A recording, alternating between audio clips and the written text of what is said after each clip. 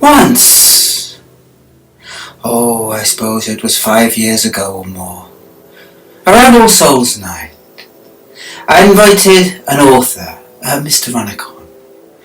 He writes those kind of books that are beautiful to read, halfway between lyrical poetry and boys' adventure stories. They were quite a vogue at the time. But he is one of those authors that people pick up and they read for a while and then they pass out of popularity. I knew he was still writing, and I read one of his most recent books. It was surprisingly good. And I wrote him a letter. And, well, when he contacted me, I invited him at last to dinner. I don't know why I did it. I was a bit dreading it. I knew that he was a difficult man, cold and spiky. So it was, we were sitting, mulling over our port, when I thought to myself, well, we need something to talk about. So I asked him outright, did he believe in ghosts? It seemed to be, for someone who wrote that kind of beautiful, half-dead, half-alive poetry, an obvious question. He wrote about spirits, after all. And he looked in the fire. And he said, I don't know. I don't know. I mean, I suppose I do. I suppose I have to. You see, I once saw something that if it isn't a ghost, I don't know quite what it is, unless I suppose it's psychoses. So I made an encouraging noise, and he said, well, it was like this. Do you remember? There was once an author, Francois Lunt, lived in Cornwall. He wrote 3 books before the end, poor chap. The last one I reviewed. I was reviewing for the Times in those days, and I reviewed it well. It was a very good book, quite like my own style. All poetry and crashing words. And you're never quite sure what would happen. You had to enjoy the language. And I did enjoy the language. He wrote well, and I told him so in that review. And he sent me a letter. Well, as does happen, as happened in our case, he invited me to spend some time with him. Now it was Christmas, and I had nobody to go to. My family had died or left the country.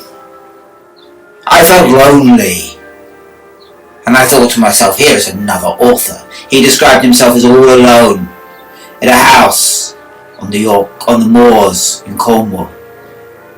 And I pictured those moors. I imagined the crashing sea, the surging surf. What was more, he was clearly, I could tell from his letters and his writing, a very educated man, even as I was. He delighted in citing the kind of novelists that most people have never heard of. I could pick it up, and I had noted it in his writings. So I thought, at last, a kindred soul. We can sit and discuss the minor British novelists of the 19th century all night long. I was looking forward to it. But then, come Christmas Eve, and I was getting the train. The weather was atrocious.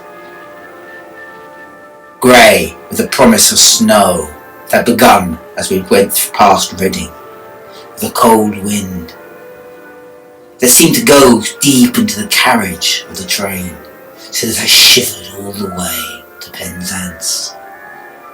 At Penzance I was collected by a little wizened man in an old car, very old car, and he drove this way and that way up into the moors.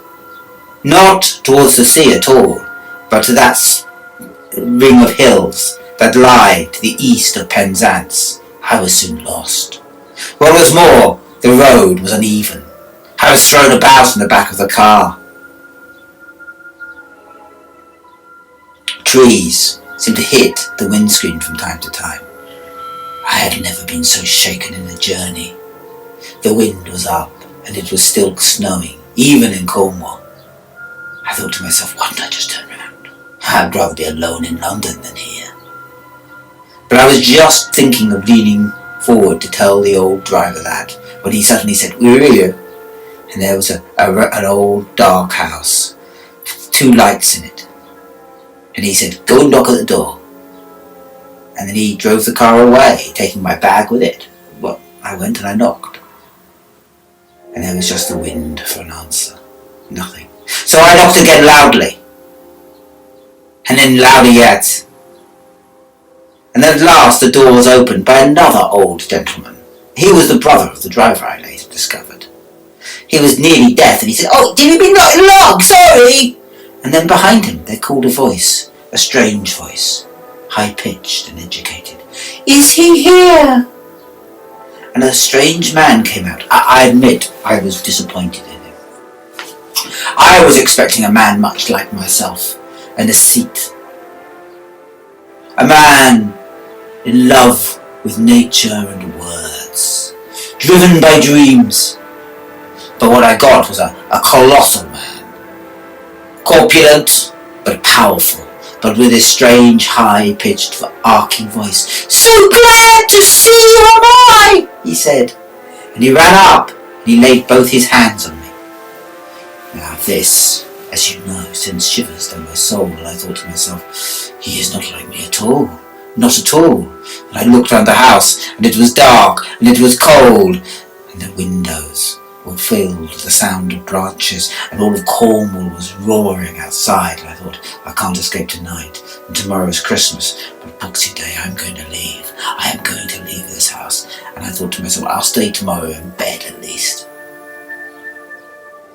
And he said, "You're so welcome here," unaware as he was of the antipathy, deep, heartfelt, no, soul-felt, I felt for him. I had seldom felt such dislike on so little of course.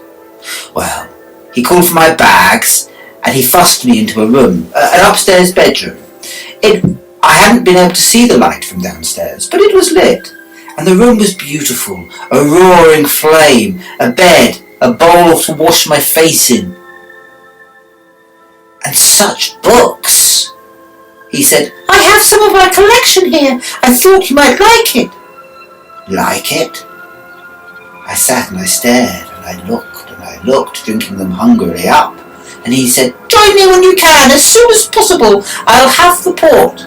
Now, I could never get used to a voice that high. A strange sing-song. But perhaps he was more like me than I was thinking.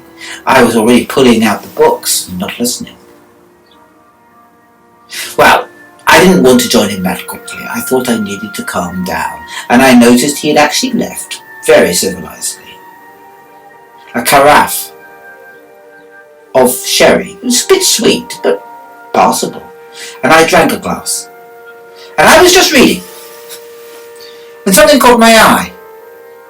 There seemed to me to be a corridor going off my room, and at the end of the corridor, by the gaslight in my room, I could see there was an old woman standing looking at me. I could swear she was there.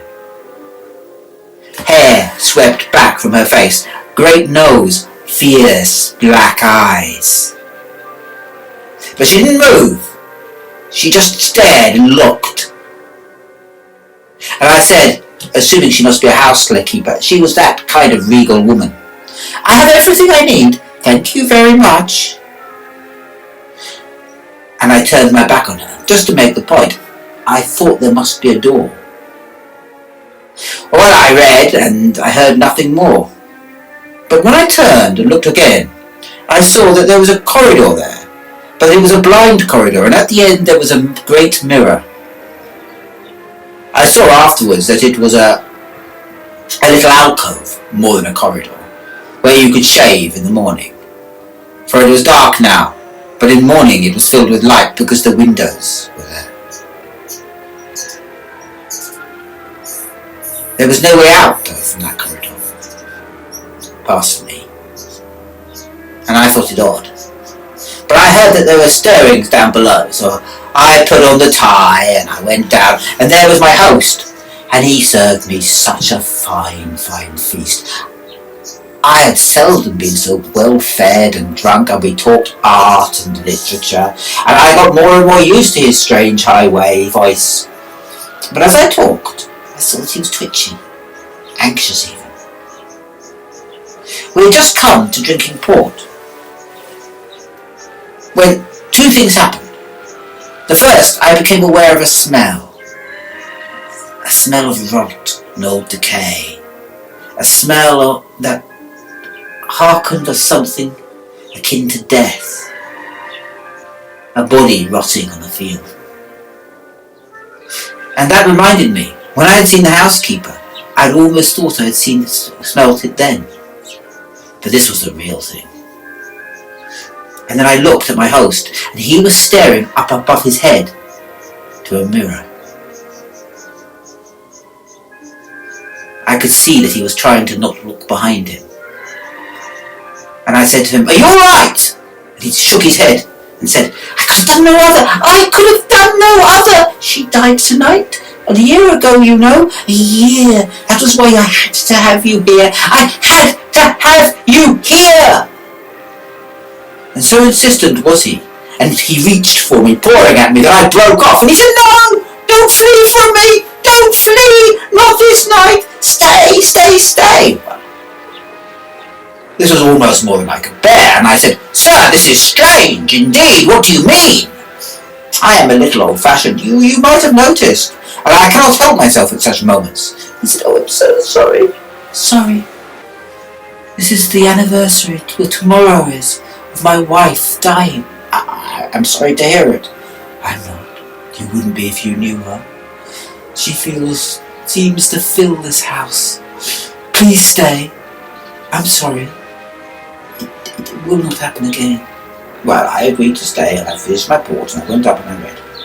And I had an incredibly pleasant night. And when I came down the next day, I noticed that the big mirror, indeed almost all the mirrors in the house, all I could find, except the one in my room, had been taken out. Where they had gone, I don't know, but there was more to him to put them in. He could have lost them anywhere. I decided not to notice. And he was breathing a sigh of relief and said, "Did you sleep well?" And I said, "Yes." And we chatted over breakfast, and then I went and I worked in his library. I had even more books. He had first editions of the Pickwick Papers, would you believe? And we sat and talked about Dickens and his influences, and our minds wandered further back into the past, into the long 18th century, and all those authors that men had forgotten. And it became lunchtime, and he laughed and said, "It's good to have a friend at last." And for the first time, I felt affectionate towards Mr. Lunt, and I said yes. And we agreed that we would go for a walk. Well, at about 2, we set off, and we went through the moor.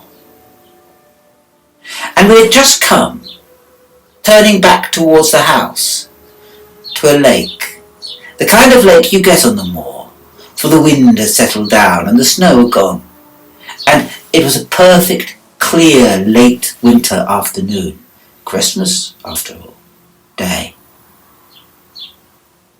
And I looked at the lake, and I saw the reflections of trees and of the hill, and I leant over to see if I could see my reflection. But you know, it is the funny thing about lakes. They do not reflect humans. And I looked, and I saw my companion was also looking, leaning over. Suddenly, both of us froze, for although we could not see our reflection, down in the water, there she was again. The woman with the swept back hair and black eyes, and she looked in fierceness. My colleague took a step back, and as he did so, there was that smell again, the smell of old decay, and he ran to the house. I came up minutes later saying, "What's wrong?" He had locked himself in his room. Well, I didn't know what to do. I went down to the lounge and I ordered brandy for him and food and what. He came down 15 minutes later and said, "I'm so sorry, do not leave me tonight. My wife, as I said, died on this night, and she said she would come back and claim me. Please stay, please." And he wouldn't let me leave. We stood after supper and sat in vigil together. It was uneasy. I wrote letters. And yet, although I do not know how, the vigil must have ended. Because the next thing I clearly remember was it was near midnight. I was in bed and there was a knock upon the door. And he came in. He was the kind of man who wore still nightcaps and nightshirts. And he had in his hand an oil lamp. It seemed so antiquated. But he said, I couldn't sleep. Can I stay with you until it's over? I killed her at 12. And I thought to myself, what? And he said it again. I killed her at 12. She said she would come back. They said it was a heart attack. I didn't know what to say, but I said we would be more comfortable in the lounge. I will beat up the fire and we'll light the gas again. So we went down into the lounge. And I lit the gas and the fire. But he insisted, after a while, as being near 12, that we turned the gas down, that there was a sole candle in the room. And we talked and talked, but the more we talked, the less he talked. He grew silent as time went on. The clock sounded 11:45, and he was silent. But there was a little bit of him. Then he smiled nastily and said, "She cannot come in. She can only come in on reflection. And if we stay past 12, the anniversary is done and I am free." Just at that moment he looked up. Now, the candle was behind us, and in front of us there was a picture in a frame, a glass frame, a thick glass frame, the kind of glass that can reflect. And he looked up, and I looked up too, and for a moment both of us saw it, the same face reflected in the picture frame, looking down at us. I blinked. I shook my hands. Put my hands over my eyes and shook my head. Opened again, and the face was gone. And I looked with triumph at my friend.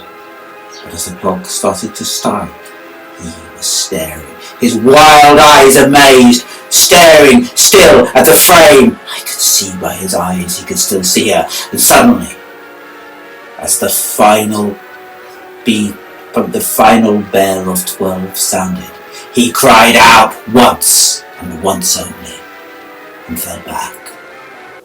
Well, the servants came in and a doctor. And the doctor told me afterwards, of course he had died of a heart attack. But it was strange. His chest was bruised, as if a hand had punched its way through, it seemed almost, said the doctor. But that was just fantasy. The man was dead. His wife was dead and buried. There was no point looking for further people. So the doctor told me. Well, I left on St. Stephen's Day. I haven't gone back to Cornwall since. So if you ask me, do I believe in ghosts? I don't know. But I know in a reflection, truth lies. And so saying, he made an excuse and left. I haven't seen him since. But he is right. That is as near as you can be to a ghost story.